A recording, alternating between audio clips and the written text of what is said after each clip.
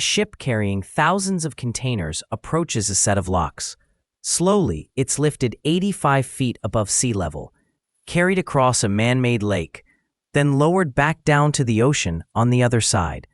This single passage saves that ship roughly 8,000 miles and weeks of travel time compared to sailing around. This is the Panama Canal, a 50-mile shortcut that quietly reshaped trade, how the entire world trades. Before 1914, ships had to go around South America. This route was dangerous with brutal storms. The Panama Canal changed that completely.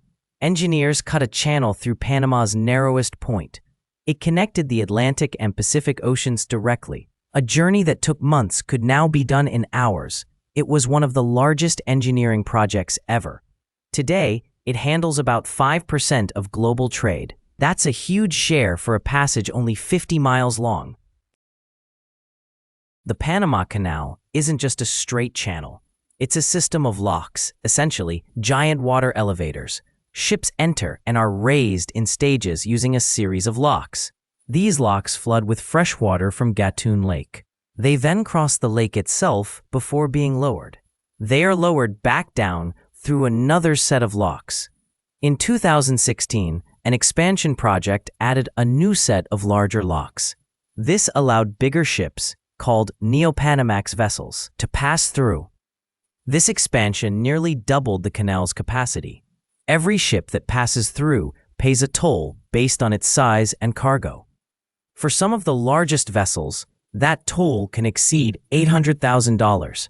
Stop. The Panama Canal is a vital trade route.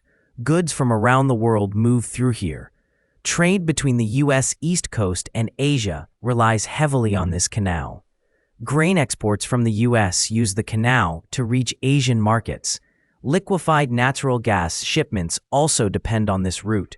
Container goods and vehicles travel through the canal. Refrigerated cargo, like fruit, relies on this passage. For East Coast businesses, timing is crucial. The canal makes shipping competitive against West Coast ports. The canal connects economies across the globe.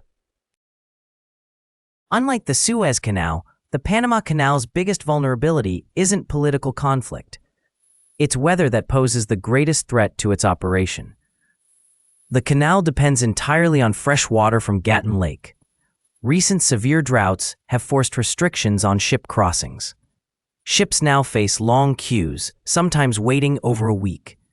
Shipping companies must decide to wait or pay for priority passage. Many are rerouted around South America. The detour the canal was built to avoid. This highlights a critical vulnerability in modern shipping systems. Even a marvel like the Panama Canal relies on natural conditions. Rainfall is essential for its continued operation and efficiency. The Panama Canal has been geopolitically significant for over a century. The United States built and controlled the canal originally. In 1999, control was transferred to Panama. Since then, Panama has operated the canal independently. The canal is now part of global influence conversations. Chinese-linked companies operate ports at both ends. U.S. officials emphasize the canal's strategic importance. Whoever controls the canal holds significant leverage. They influence global shipping costs and speed. The Panama Canal is proof of a crucial infrastructure. It shapes the flow of the global economy. It's not just a shortcut for ships. It touches food prices and shipping costs. When it runs smoothly, we hardly notice it. But when issues arise, the effects ripple outward. This leads to delays and higher costs.